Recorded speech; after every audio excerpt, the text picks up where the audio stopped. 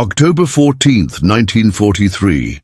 The morning sky above Germany was pale and brittle, streaked with the fading breath of autumn. From the ground, farmers, factory workers, and children in small towns looked upward in awe and dread, as a sound like rolling thunder grew louder. The horizon seemed to shift, darkening with an armada of silver shapes. Nearly 300 American B-17 flying fortresses advanced in unbroken formation, their wings catching the thin sunlight, their engines droning like a mechanical storm. To the people below, it was as if the very sky had turned into a wall of steel and shadow. This was no ordinary mission. This was the second great assault on Schweinfurt, the beating heart of Germany's ball-bearing production, an attack designed to cripple the war machine at its core. But it would be remembered not for victory, but for sacrifice. Above the clouds, inside those bombers, the airmen knew what awaited them. They had flown before, and they had seen comrades vanish in fire and smoke, consumed by the ferocity of the Luftwaffe and the merciless flak. Yet they flew again, row upon row of young men, most barely out of boyhood, bracing for hours of hell. Radios crackled. Frost clung to oxygen masks. Fingers trembled on triggers. They were told their mission could turn the tide of the war. They were not told that nearly 1 in 5 among them would not return. This day would be etched into history as Black Thursday, when American warplanes truly darkened the German skies, and when the cost of daylight bombing was measured in blood, courage, and fire. The bombers rose in their rigid formations like a city of steel suspended in the heavens, each aircraft a floating fortress bristling with machine guns, each crew a small brotherhood bound together by duty and fear. They had taken off in the darkness of dawn, climbing through mist and bitter winds over the English countryside. Engines rumbled in unison, and inside every fuselage men sat quietly with their thoughts, clutching photographs, touching tokens of home, whispering silent prayers. They had been told the target was vital, that Schweinfurt's ball-bearing factories were the hinge upon which the German war machine turned. No ball bearings, no tanks, no aircraft, no artillery. The logic was cruel in its simplicity, and so they flew mile after mile into the lion's den. But even as the English coastline shrank behind them, the air grew heavier with an invisible weight, knowledge of what awaited them on the other side of the North Sea. Each man knew the statistics. They had heard the stories of those who had flown before and not returned. The first raid on Schweinfurt in August had already bled the 8th Air Force white, but still the generals believed daylight precision bombing could bring Hitler's Reich to its knees. Now, with October's chill biting into their bones, the bombers lumbered onward. Frost formed on the edges of the cockpit glass. Oxygen masks hissed with every breath. In the ball turret below, gunners shifted uneasily in their cramped spheres, surrounded by nothing but the endless expanse of sky. They felt every vibration, every shudder, every subtle shift of the plane as it cut through the clouds. The silence inside was deceptive, broken only by the steady drone of engines, the occasional clipped word over intercoms, and the distant cough of flak exploding like black blossoms against the pale backdrop of heaven. At 20,000 feet, the air was thin and merciless. Faces burned from the cold, hands numbed despite layers of gloves. Yet no discomfort could match the gnawing tension that gripped each crew. Somewhere ahead, the Luftwaffe was waiting. Somewhere along their route, German fighters would rise in swarms, sleek and deadly, diving through their formations like hawks into a flock of pigeons. Every man in those fortresses had seen it before.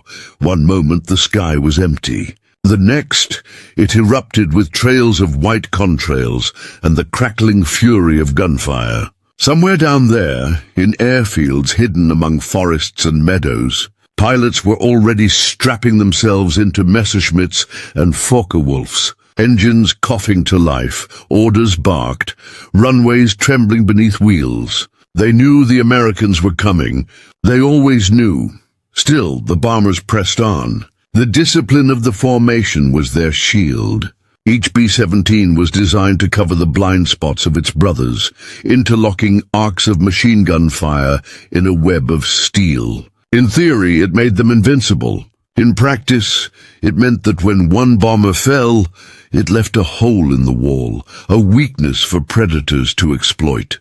The men understood this in their bones, which was why they clung to their positions with unyielding determination. No matter how heavy the losses, the mission had to continue.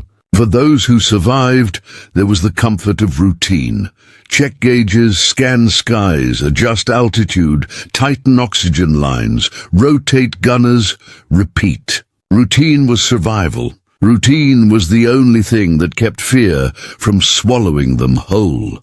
By the time they crossed into German airspace, the crews could already see the first trails of flak rising to meet them. The black clouds of shrapnel bloomed like poisonous flowers, bursting with metallic screams that rattled every rivet and shook every bone. The bombers staggered and heaved, but held course, their noses fixed toward the target. In Schweinfurt, factories churned out ball bearings with unrelenting efficiency, the heartbeat of German war production. To the men inside the bombers, it was an abstract destination, nothing more than a mark on a map. To the Germans on the ground, it was life, labor, survival. But today, it was a bullseye, and both sides knew it. Then came the fighters, first as specks in the distance, glinting like shards of glass against the sun. Then growing larger, sharper, more menacing. Messerschmitt Bf-109s and Focke-Wulf Fw-190s rose in disciplined waves, dozens of them, then hundreds, circling and weaving before plunging headlong into the formations. The air was instantly alive with chaos. Gunfire erupted in streams of incandescent tracer rounds, streaking past wings and shattering glass. Planes spiraled, engines smoking, metal shrieking.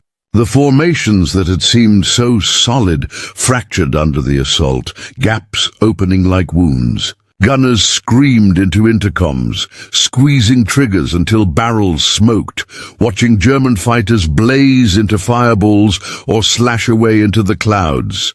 Every man fought in a world shrunk to seconds and inches. One moment a comrade's voice filled the intercom. The next only static remained, his plane a burning comet plummeting earthward. Parachutes bloomed like fragile flowers, drifting helplessly into a storm of bullets. The air smelled of gunpowder, oil, and sweat, even at 20,000 feet. And still, the bombers pushed onward, battered and bleeding, because turning back was not an option. They had been told Schweinfurt must be bombed, and so they would bomb it, even if the sky itself fell upon them.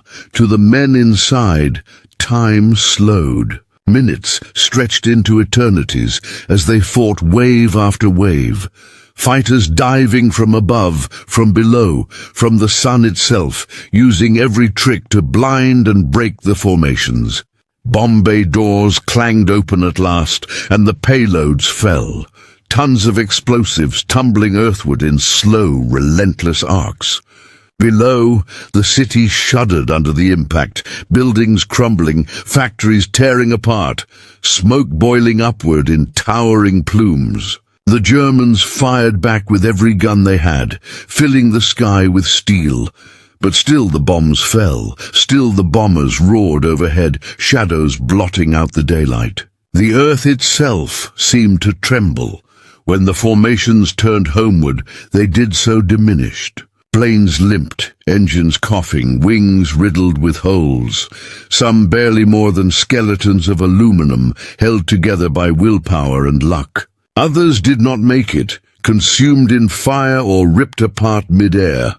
Crews counted losses in silence. their hearts heavy with names and faces already fading into memory. For those who survived, there was no celebration, only exhaustion, numbness, and the quiet knowledge that they had taken part in something both monumental and terrible. The mission had struck its target. The price had been almost unbearable. For the people on the ground, German and American alike, October 14th, 1943, would never be forgotten. It was the day when the sky itself turned hostile, when daylight became a battlefield, when courage was measured not by victory but by endurance. And for history, it marked the breaking point of faith in unescorted daylight bombing, a lesson learned in fire and blood, shaping the very course of the war that still raged on.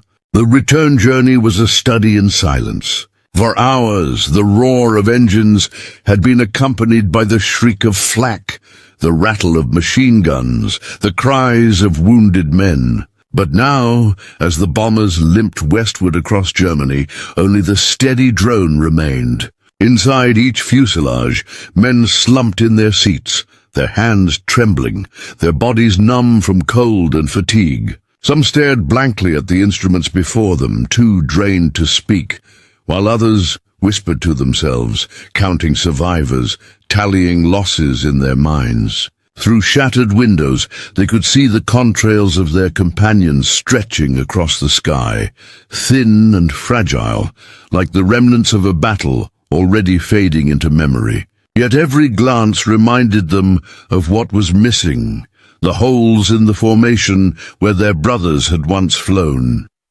In some planes, the wounded moaned softly, their blood freezing against metal floors, their comrades pressing rags against wounds in desperate attempts to stanch the flow. Medics were scarce. Gunners and pilots alike became surgeons when necessity demanded. In one bomber, a man held his friend's hand as life slipped from him, whispering promises to deliver messages to families far away in Ohio, in Texas, in New York. In another, a waist gunner slumped against his weapon, frost collecting on his lashes, a crimson stain spreading across his chest as oxygen hissed uselessly into the frigid air. Death at 20,000 feet was impersonal, yet devastatingly intimate. Every loss was felt, every silence was deafening.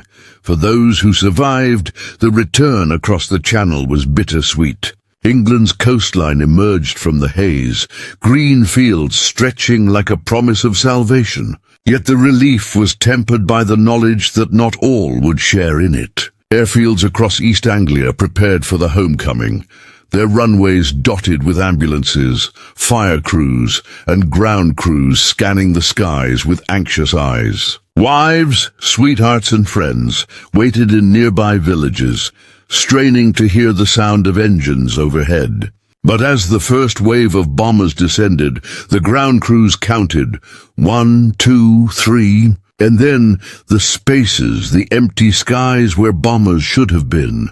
The silence that followed was heavier than any explosion. In control towers, officers scribbled frantic notes, tallying losses as planes came in battered and broken. Some landed with one engine sputtering, others with flaps frozen, wheels refusing to lower, fuselages riddled with holes the size of fists. A few skidded across runways in desperate crash landings, their crews scrambling out seconds before fire consumed them. Still others did not return at all, their fate known only to the cold waters of the Channel or the villages of Germany, where burning wreckage marked their graves. By nightfall, the grim tally was undeniable. Of the 291 bombers that had set out for Schweinfurt, 60 had been destroyed. Hundreds of airmen were dead or missing. Those who staggered back were forever changed, their eyes carrying the weight of what they had seen.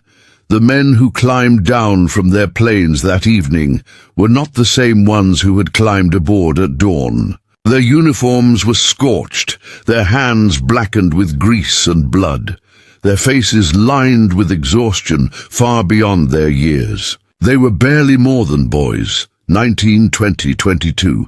Yet they walked like old men, hollow-eyed and burdened with memories that would never fade. Some collapsed on the tarmac, sobbing uncontrollably, their masks of stoicism shattered at last. Others simply sat in silence, staring into the distance, unable to reconcile survival with the knowledge that their friends had perished. In the officers' mess, commanders struggled to find words of comfort, but words rang hollow against the enormity of loss. The men did not want speeches. They wanted the voices of their comrades still echoing in the intercoms, the laughter of friends who would never return.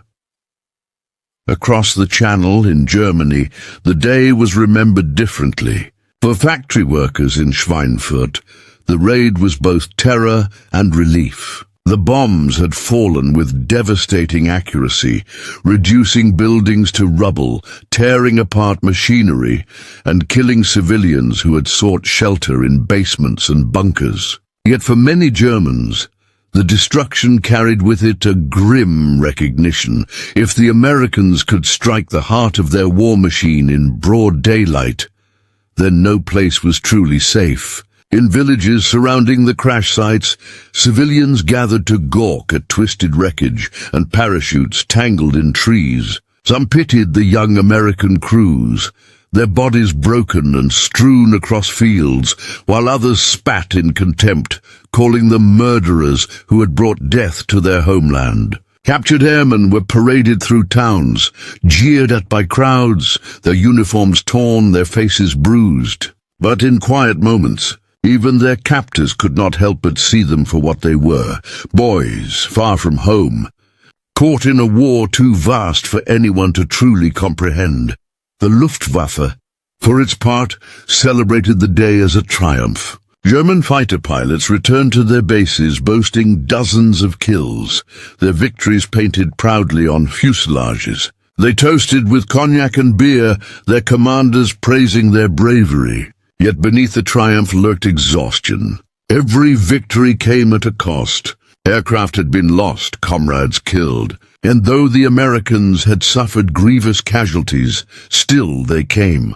Still they flew into the teeth of flak and fire. For the German High Command, Black Thursday was a paradox, proof of their strength, yet also proof that their enemy would not be easily deterred. Back in Washington and London, the raid sent shockwaves through the halls of power. Newspapers carried headlines of unprecedented losses, questioning the strategy of unescorted daylight bombing. Mothers and fathers across America wept as telegrams arrived, their worst fears realized. Public confidence wavered, and even within the military doubts festered. Could daylight bombing truly cripple Germany, or was it simply feeding young men into the maw of death? The generals, however, remained steadfast. They argued that every sacrifice brought victory closer, that the factories destroyed at Schweinfurt would slow German production, that the losses were justified by the long game. But for the crews who flew, such arguments felt cold and distant. They did not see ball bearings or production charts. They saw faces, friends, brothers. They saw empty bunks and silent tables. In the weeks that followed, the 8th Air Force struggled to rebuild. New crews arrived, green and wide-eyed, unaware of the horrors awaiting them. Veterans looked at them with pity, knowing many would not live to see the war's end. Training was rushed, missions resumed, and the cycle continued. Yet Black Thursday lingered like a shadow. It had shown the limits of American air power, the fragility of men and machines against a determined enemy. It had revealed that courage alone could not overcome the skies of Germany. Not yet. The solution would come later, with long-range escorts, with the P-51 Mustang that could fly to Berlin and back. But in October 1943, that future was still distant. For now the bombers flew on, haunted by the ghosts of Schweinfurt. For the survivors, the memories never faded. Some would carry them for the rest of their lives, waking in the night to the sound of engines, the flash of flak, the sight of friends consumed by fire. Others would bury their pain in silence, unable to speak of what they had endured. But all of them knew that they had been part of something larger than themselves, something both terrible and profound. On that day, when American warplanes darkened the German skies, they had written a chapter of history in blood and smoke. And though the war was far from over, the lesson of Black Thursday was clear. Victory would not come easily. It would demand everything and more. The lessons of Black Thursday spread quickly, whispered first among the airmen, then echoed in briefing rooms, and finally etched into the halls of command. Men who had survived the mission spoke of skies that had turned into slaughterhouses, of formations ripped apart with surgical precision, of courage wasted against impossible odds. The numbers confirmed their stories. 60 bombers lost, hundreds of men killed or captured, and precious little to show for the sacrifice. Schweinfurt had been hit, yes, but production resumed within weeks. Repairs made with the efficiency of a nation that had lived under fire for years. The brutal arithmetic was unavoidable. If the 8th Air Force continued to hurl bombers into Germany without protection, it would bleed itself dry before victory was ever in sight. For the men in the cockpits, this was not strategy. It was survival.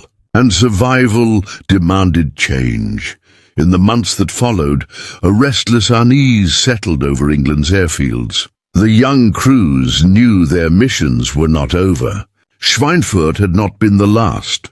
Yet they also knew that something had to shift, that the skies of Germany could not be entered again under the same circumstances. Commanders debated fiercely. Some insisted that precision daylight bombing was too costly, that the British approach of night raids was wiser. Others argued that abandoning daylight meant surrendering the promise of accuracy, of striking the heart of German industry with surgical precision. Caught between these visions were the crews themselves, waiting, training, flying smaller missions, all the while wondering when the next great assault would come.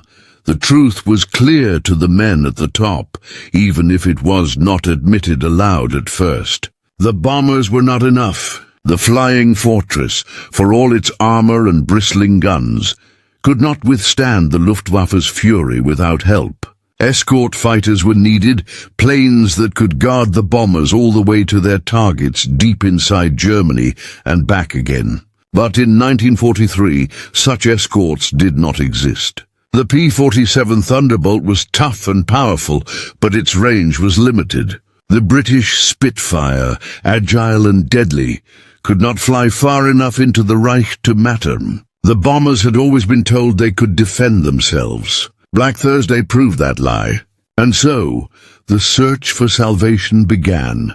Across the Atlantic, engineers and tacticians scrambled for solutions. Some proposed attaching disposable fuel tanks to existing fighters, extending their range at the cost of maneuverability. Others envisioned entirely new aircraft, designed from the ground up to accompany bombers into the deepest heart of enemy territory. Rumors spread among the crews of a new fighter, the Mustang.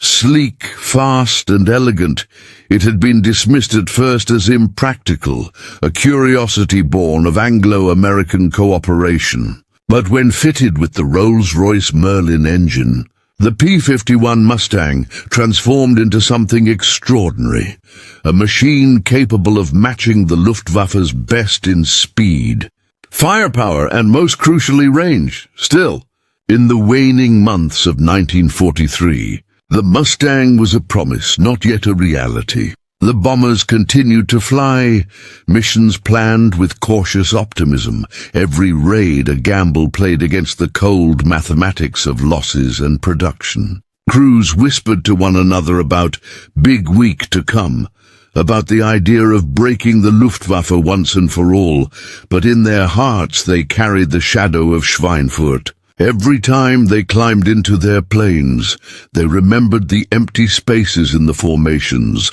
the parachutes drifting helplessly, the fireballs streaking earthward. They carried the weight of ghosts. Meanwhile, in Germany, the air war was entering its own turning point. The Luftwaffe had fought brilliantly over Schweinfurt, inflicting staggering losses. But every mission demanded fuel, pilots and machines, resources that were not infinite. German commanders understood that as long as the Americans could replace their losses, the battle was not yet won. They needed to break not just the bombers, but the will behind them. They needed to make the skies so costly that the Americans would hesitate, falter, retreat. And for a time it seemed possible. Propaganda trumpeted Black Thursday as a victory. Crowds cheered pilots returning from battle, yet in quiet offices the numbers told a harsher story. Every pilot lost was irreplaceable. Every aircraft destroyed harder to replace than the Allies could imagine. Germany had won the battle, but sustaining such battles forever was impossible. In Washington, President Roosevelt was briefed on the losses with grim candor. Families wrote letters demanding answers. Senators raised voices in criticism. Newspapers questioned the wisdom of sending young men into such carnage. Yet beneath the political noise, the machinery of war ground on. Factories in America churned out new B-17s faster than Germany could shoot them down. Training centers across the Midwest filled with new recruits. Young men eager, naive, unaware of the fate that might await them over Europe. The American war machine had momentum, and though Black Thursday had wounded it deeply, it could not be stopped. But momentum alone was not enough. Without a solution to the escort problem, the losses would continue to mount. Thus, the winter of 1943 became a season of transition. Missions continued, but strategy shifted. Bombers struck closer targets, probing the defenses, testing the waters, buying time for the new fighters to arrive. In hangars across England, Mustangs began to appear, their long noses gleaming in the dim light, their promise palpable even before they fired a shot. Pilots tested them, whispered about their speed, their grace, their uncanny ability to dance with Messerschmitts and Focke-Wulfs on equal terms. Slowly, a new hope took root among the crews. Perhaps the tide could turn. Perhaps Schweinfurt had not been in vain, but memory is a cruel companion. For those who had lived through Black Thursday, hope was tempered by fear. They remembered the endless streams of fighters tearing through formations, the black blossoms of flak, the helpless cries of men falling into eternity. They knew that no machine, no matter how advanced, could erase the truth, that war was merciless, that victory demanded sacrifice. And yet, as the first P-51s lifted into the skies of Europe, escorting bombers deeper than any fighter had ever gone before, a shift began. For the first time, the bombers were not alone. For the first time, the formations had guardians that could match the Luftwaffe blow for blow. The coming months would prove decisive. The lessons of Schweinfurt, written in blood and fire, would bear fruit in the skies over Berlin, Leipzig and beyond. But for now, in the winter after Black Thursday, the men of the 8th Air Force stood at the edge of change, balancing on the knife's edge between despair and hope. They had seen the worst the war could offer, and they had endured. They had carried the weight of loss, and they still flew. And as the sound of Mustangs began to echo alongside the thunder of the bombers, they began to believe, however cautiously, that the tide could be turned. The winter gave way to a bitter February, and with it came a decision that would define the future of the air war. For months, the 8th Air Force had rebuilt itself after the catastrophe of Schweinfurt, licking its wounds, training new crews, and waiting for the arrival of the weapon that could change everything, the long-range escort fighter. By the dawn of 1944, the wait was over. The P-51 Mustang, sleek and lethal, had taken its place beside the flying fortresses, its wings carrying the promise of salvation. The time had come to put that promise to the test. Commanders called it Operation Argument, but to the men who flew it, the world would remember it simply as Big Week. The objective was audacious. For 6 consecutive days, American bombers would strike at the heart of German aircraft production. Factories in Leipzig, Augsburg, Regensburg, and countless smaller towns where the Luftwaffe's future was forged in steel and rivets. If the raids succeeded, the Reich would be crippled. If they failed, the losses would make Schweinfurt look like a prelude. The stakes could not have been higher. Yet as dawn broke on February 20th, 1944, hundreds of bombers rose once more into the sky, their formations stretching from horizon to horizon, joined this time by a new presence, the Mustangs that darted among them like swift, confident guardians. For the first time, the bombers would not be alone.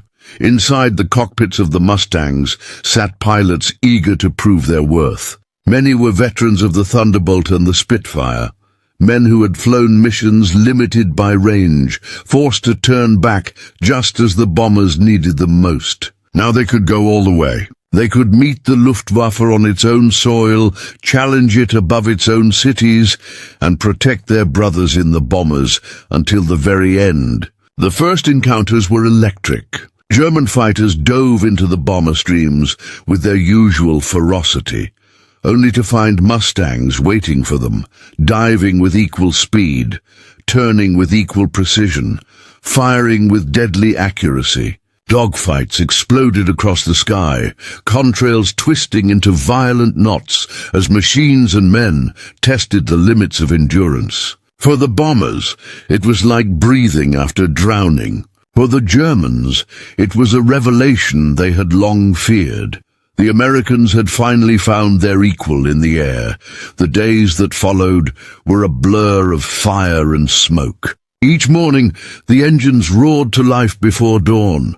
Frost scraping from wings, crews gathering for briefings that laid bare the risks.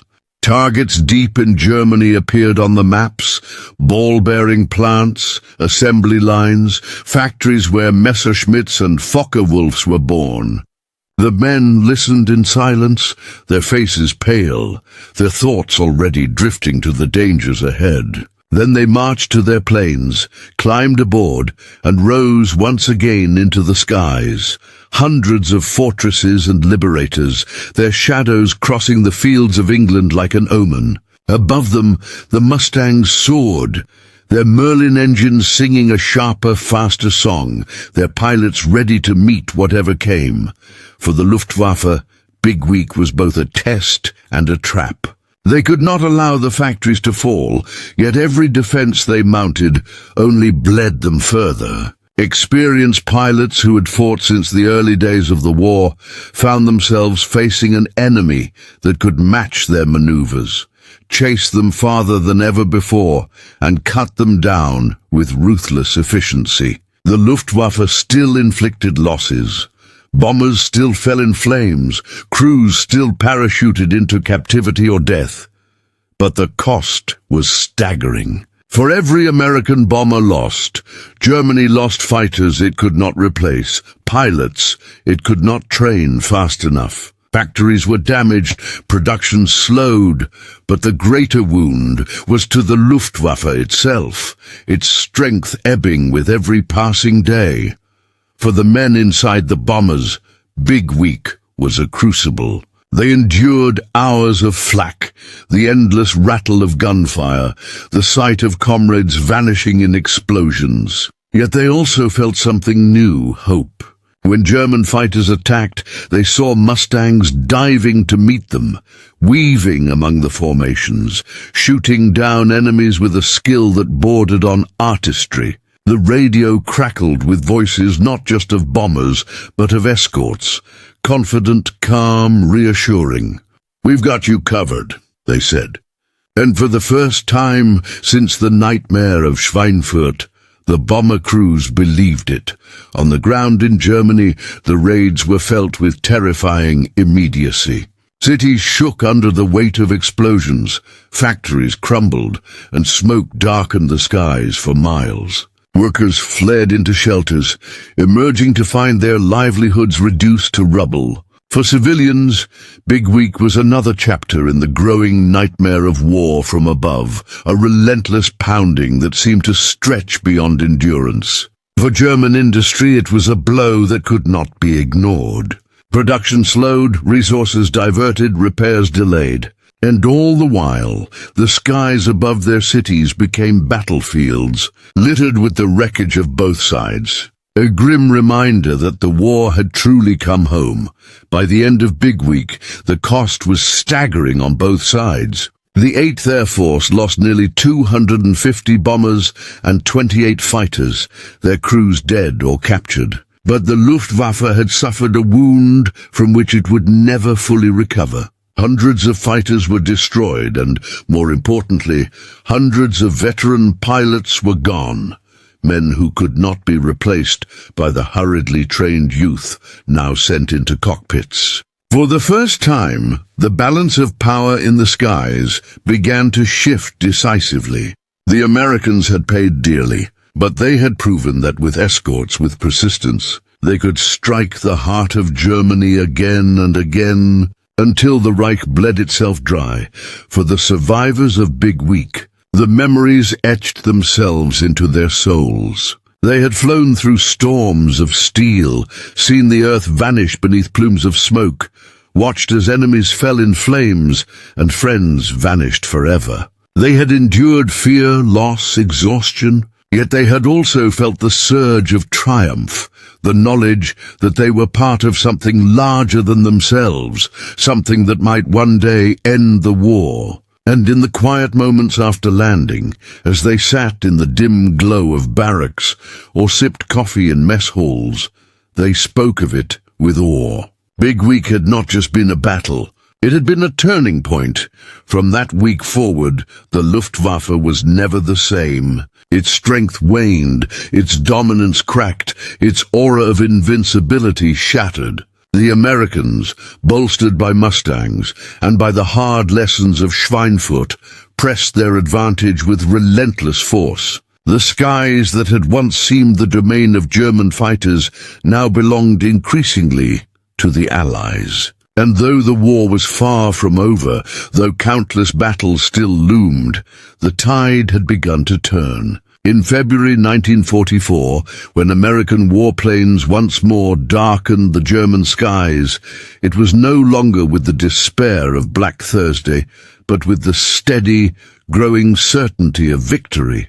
Berlin, to the Germans, it was the beating heart of the Reich, the city Hitler had envisioned as the center of his empire, a capital to outlast the centuries. To the Allies, it was the ultimate target, a symbol as much as a strategic center, a place so heavily defended that even the bravest airmen whispered about it with dread. For months, the 8th Air Force had tested its strength, shattering factories, crippling ball-bearing plants, bleeding the Luftwaffe dry. But now the time had come for the unthinkable, a direct assault on Hitler's capital. If Big Week had been the turning point, Berlin would be the proving ground.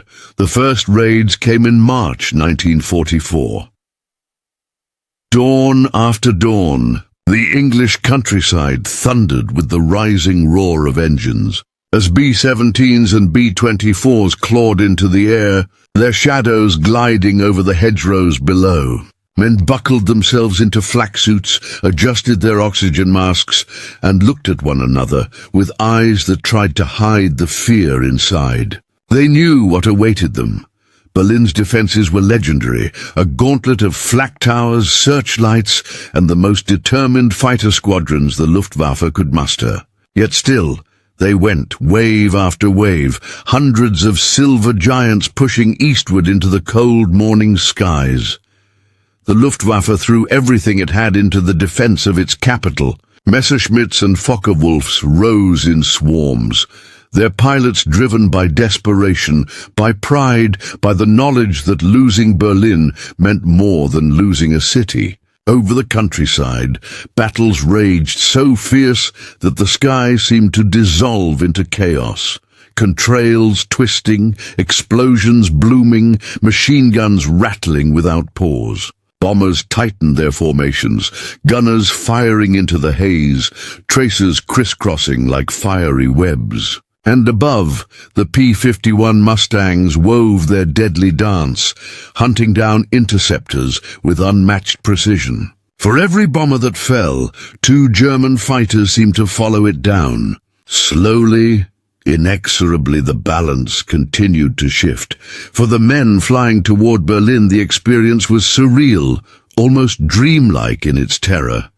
Hours of steady flight brought them into range of the flak batteries, and suddenly the sky erupted in black blossoms, each one a puff of smoke, hiding steel shards sharp enough to tear through a wing or slice open a man. The thunder was constant, a drumbeat of doom, shaking the bombers as though invisible giants were striking them from every side. Windows shattered, engines sputtered, and crews fought to keep their machines aloft, even as comrades spiraled downward, their last cries lost in static. Yet the bombers pressed on, their payloads aimed at the very heart of Nazi power.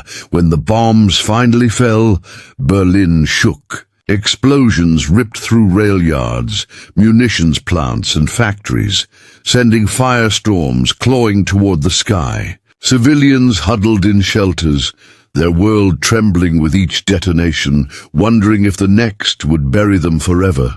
Above, the bombers banked away, their shadows retreating westward, leaving behind columns of smoke that would darken the city for days. For Berliners, it was a new reality. War was no longer distant, fought on the steppes of Russia or the deserts of Africa. War was at their doorstep, crashing through their factories, tearing through their neighborhoods. And the warplanes never stopped coming. The spring of 1944 became a season of relentless pressure. Day after day, the Americans struck at oil refineries, rail junctions, aircraft assembly plants, anything that fueled the Reich's war machine. By night, the British RAF arrived with their own thunder, pounding the cities in darkness, creating a cycle of devastation from which there was no respite. For German civilians, exhaustion set in. Sleep came in fits, broken by sirens and explosions. Food grew scarce, homes vanished in fire, families were torn apart. Yet still they endured, their resilience remarkable even in the face of such destruction. For the Allied crews, there was no choice but to continue. Every mission promised new losses. Every dawn meant another gamble with death. Yet the purpose grew clearer with each passing raid. The skies were being wrested from Germany's grip, inch by bloody inch. The Luftwaffe, once feared as the most formidable air force in the world, was unraveling. The losses from Big Week had already cut deep, but the battles over Berlin tore at the very marrow of its strength. Veteran pilots who had once bested every challenger now found themselves outnumbered, outmaneuvered, and exhausted. Replacement pilots, barely trained, were thrown into the fray, their inexperience costing them their lives within days. Factories struggled to replace the lost aircraft, their production slowed by bombing raids that struck assembly lines and transport hubs alike. Slowly, what had once been an air force of terror became an air force of desperation, its former confidence drowned in smoke and blood. Yet for the Americans, victory came at a terrible price. The fields of England filled with the empty spaces of planes that never returned. Mess halls grew quieter, bunks remained unfilled, letters went unanswered. Each mission to Berlin was etched in memory not only for the destruction inflicted, but for the friends left behind in smoking craters or enemy prisons. Survivors carried the weight of that loss with them, even as they climbed aboard for the next mission, the cycle repeating until numbness set in. They learned to bury grief quickly, to keep moving forward, for the war demanded nothing less. And always, above the grief, there was the faint glimmer of hope that each mission brought the end closer, that each sacrifice bent the course of history toward victory. As spring edged toward summer, the skies over Germany belonged less and less to the Luftwaffe. American bombers roamed with growing impunity, their escorts carving through enemy fighters with surgical efficiency. Berlin burned, Leipzig smoldered, Hamburg smoldered anew. The tide had not only turned, it was sweeping forward with unstoppable force. And as commanders looked ahead, their eyes fixed on the coast of France, they knew that the hammering of German industry and the crippling of the Luftwaffe were not ends in themselves, but preparation for something greater.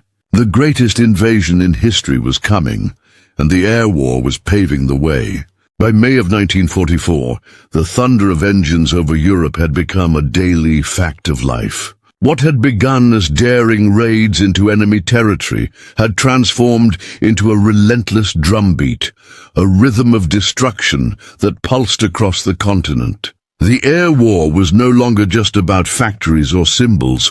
It was about preparation for the greatest gamble of the Allied war effort, the invasion of France. Every sortie, every bomb dropped, every fighter duel was part of a larger mosaic whose true shape few of the men in the air could fully see. They only knew that their missions were no longer random strikes at the Reich's lifeblood, but part of a deliberate strategy to weaken Germany's grip on the West and clear the skies for the storm that was coming. Commanders had shifted focus. No longer were the raids solely about ball bearings or even Berlin's pride. Now the targets were rail yards, bridges, marshalling depots and airfields. Germany's supply lines had to be severed, its ability to move men and material toward the French coast shattered. And perhaps most critical of all, its oil reserves, the black blood of modern war, had to be drained dry. The orders were merciless, the logic undeniable. Without fuel, the Luftwaffe could not fly, tanks could not roll, trucks could not resupply the defenders waiting in Normandy. And so, beginning in the spring, wave after wave of bombers pounded the oil refineries at Ploiești. The synthetic fuel plants scattered across the Reich, and the transport networks that carried what little remained.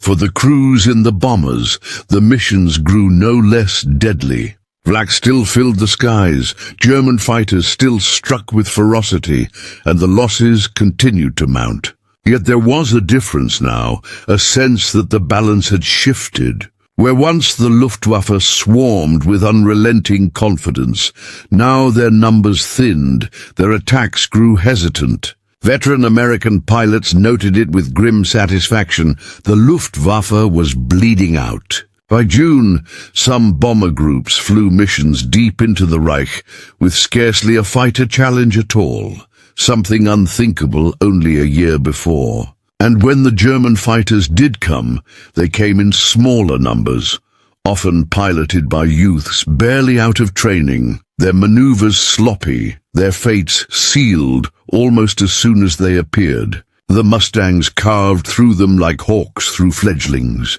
Yet for those inside the bombers, victory was still a hard, bloody road. Hours in the air were filled with tension. The sound of engines, the sudden thud of flak, the rattle of guns as enemy fighters made their runs. Men still died screaming in the flames of their shattered aircraft, still disappeared into smoke trails that twisted earthward. They still faced the endless weight of fear, the crushing fatigue of constant missions, the gnawing uncertainty of survival. But increasingly, there was a sense that their sacrifice was shaping something vast and unstoppable. They were not simply tearing apart German factories anymore. They were hammering the walls of Hitler's fortress in preparation for the final breach. On the ground, Germany was beginning to choke. Railway hubs in France and Western Germany lay in ruins. Bridges collapsed into rivers, and fuel depots erupted into fireballs that lit the night sky for miles. Soldiers waiting in Normandy for the inevitable invasion found their supply lines strangled, their equipment stranded by lack of fuel or destroyed in transit. Civilian life grew harsher by the day, not just from the bombs, but from the shortages that followed them. Blackouts longer, bread lines thinner, the once proud Reich cracking under the weight of attrition. Even the German High Command felt the noose tightening, their options narrowing as the Allies swept the skies clean. Reports from the front carried grim tidings. The Luftwaffe could no longer guarantee air superiority anywhere. In England, meanwhile, the airfields of the 8th and 9th Air Forces were busier than ever. Concrete runways groaned beneath the endless cycle of takeoffs and landings. Mechanics worked around the clock, patching bullet holes, replacing engines, ensuring that every aircraft that could fly did fly. Briefing rooms swelled with maps of Normandy, with photographs of bridges and rail yards marked for destruction. Pilots studied them with weary eyes, memorizing routes, calculating risks, already imagining the flak bursts that awaited them. And in quieter corners, rumors spread. The invasion was near, perhaps only weeks away. They didn't know the details, couldn't know, but they could feel it in the air. Every mission, every raid, every bomb, it all pointed towards something colossal, something imminent. For the Luftwaffe, the crisis reached breaking point in the final days of May. The fuel shortages grew catastrophic. Squadrons that had once flown daily sorties now sat grounded for lack of gasoline. Experienced pilots who might have turned the tide in Normandy were stranded, their planes idle. Desperation crept into every order, every briefing. Some commanders urged husbanding resources, waiting for the invasion to reveal itself before unleashing what strength remained. But the truth was undeniable. There was no strength left to unleash. The skies belonged to the Allies. When June arrived, the storm broke. On the morning of the 6th, thousands of aircraft filled the skies over Normandy, a torrent of steel and fire the world had never seen before. The Luftwaffe could do little more than watch. Scattered fighters rose in token resistance, but they were swept aside, overwhelmed before they could reach the beaches. American and British bombers pounded German positions, shattering fortifications, tearing apart roads and bridges that might have carried reinforcements. Fighter bombers scoured the countryside, hunting convoys, strafing anything that moved. The invasion force below, tens of thousands of men storming the beaches, owed its survival in no small measure to the work done in those long, grueling months before. The skies had been won, and with them the chance of victory. For the men who had flown the missions, the moment was bittersweet. They saw the reports, the photographs of men wading ashore, the headlines declaring D-Day a success. And they knew in their bones that the endless raids, the comrades lost, the exhaustion and terror had helped make it possible. But they also knew the war was not yet over. Germany still fought on, still had divisions in reserve, still clung to the belief that it could resist. The skies would still demand blood before the end. Yet the balance had shifted irreversibly. From that summer forward, the Reich would never again command the skies of Europe. By the late summer of 1944, the skies over Europe told a story more eloquent than any speech. Where once German fighters had risen in disciplined squadrons, where once the flak batteries had promised an impenetrable shield, now there was exhaustion, weakness, and silence. The Luftwaffe, once feared across the globe, was dying in plain sight. The Americans and their British allies had not just seized control of the air, they had turned it into a weapon of annihilation, a hammer falling without rest upon the Reich's crumbling foundations. Each raid was no longer an experiment in daylight bombing or a desperate gamble for survival. It was a step in the dismantling of Hitler's war machine, a relentless and calculated campaign to bleed Germany into submission. The oil offensive became the centerpiece. The Allies understood what German commanders feared most. Without fuel, the Reich's armies and its planes were no more than steel carcasses, useless and impotent. And so, beginning in earnest in the summer, bomber fleets targeted synthetic fuel plants at Leuna, Berlin, Pollitz, and countless others, striking again and again until the fires burned for weeks and black smoke rose high enough to be seen for miles. Each mission was costly. The plants were heavily defended, the flak dense, the raids often lasting hours. But the results were devastating. By autumn, production had fallen so sharply that German tank units rationed their fuel to mere liters per day. Luftwaffe squadrons were grounded indefinitely, and whole divisions were immobilized, trapped like insects in amber while the Allied juggernaut rolled forward. For the civilians who lived near those plants, the raids were apocalyptic. Towns adjacent to synthetic refineries vanished under sheets of fire, their houses splintered, their streets ripped apart. Families cowered in cellars as the earth shook, praying not for victory but for survival, their lives caught in the vice between a crumbling empire and an enemy determined to end it. The human toll was staggering, yet from the perspective of Allied planners, it was a cruel necessity. Without oil, the war would shorten. Without oil, fewer young men on both sides would die in trenches or on beaches. In this cold arithmetic, devastation was the only path to deliverance. Meanwhile, the once proud Luftwaffe became a ghost of itself. Its best pilots were long gone, dead, captured, or too exhausted to continue. In their place came boys, barely trained, barely capable of handling their aircraft, thrust into cockpits with just enough instruction to take off, point toward the enemy, and hope for survival. They rarely found it. Mustang squadrons cut them down with merciless efficiency, their inexperience no match for veterans hardened by years of combat. German commanders wept in silence as they watched their airmen fall like leaves in autumn. The last defense of the Reich crumbling in flames, and above the collapsing air force, the cities of Germany bore the brunt of Allied fury. Hamburg, Cologne, Frankfurt, Stuttgart, one by one, they became landscapes of fire and ruin. By day, the Americans hammered industrial centers with precision raids, their bombers stretching in endless lines across the horizon. By night, the British arrived, their Lancasters and Halifaxes turning entire neighborhoods into seas of flame, their incendiaries creating firestorms that consumed oxygen, sucked people into infernos, and left survivors wandering through wastelands of ash. To live in Germany in the second half of 1944 was to know no true night, for the sky glowed with fire, no true silence, for the air always throbbed with the drone of engines. For the American crews, the missions seemed endless.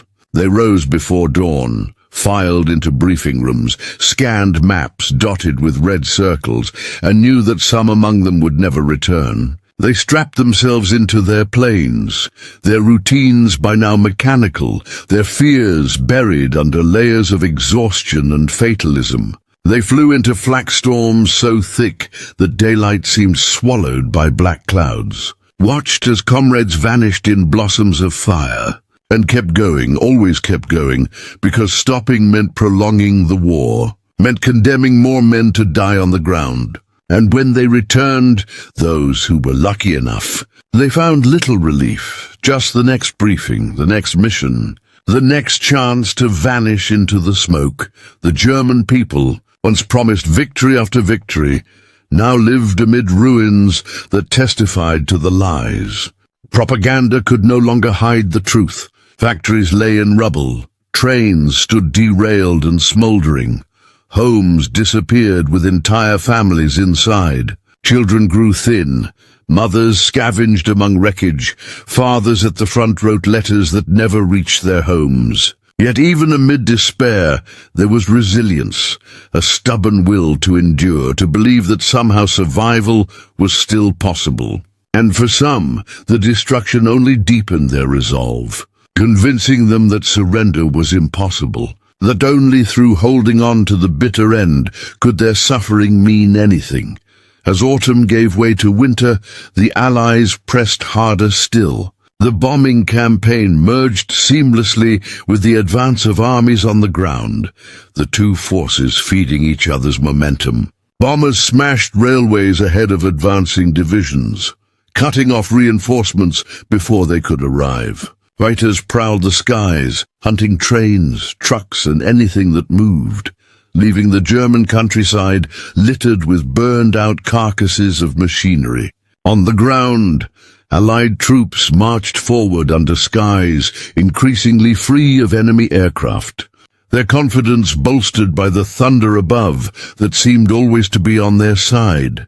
Yet amid the destruction, there was reflection too. For some of the men in the bombers, the devastation below no longer looked like victory. They peered through bomb sites at burning cities, at streets reduced to rubble, at civilians fleeing through smoke, and felt unease. Was this the liberation they had imagined, the justice for which so many had died? They wrote home of their doubts, their hearts heavy with the knowledge that their work, though necessary, was also terrible. The war in the skies was not just a contest of machines, but of conscience. A burden they would carry long after the engines fell silent. By the closing months of 1944, the truth was undeniable. The Luftwaffe was broken. The Reich's cities lay in ruin, and the tide of war had turned beyond reversal. The skies that had once belonged to Germany now belonged to the Allies, who wielded them as both sword and shield. Victory was not yet in hand, but it was visible on the horizon, a faint glimmer through the smoke of devastated Europe. The men who flew knew it, felt it in their bones with every raid that went unchallenged, with every mission that ended in fewer losses, with every ruined oil plant and every grounded German fighter. The war was not over, but its ending had already been written. In the darkened skies, where American warplanes had once flown into death, and now flew into destiny,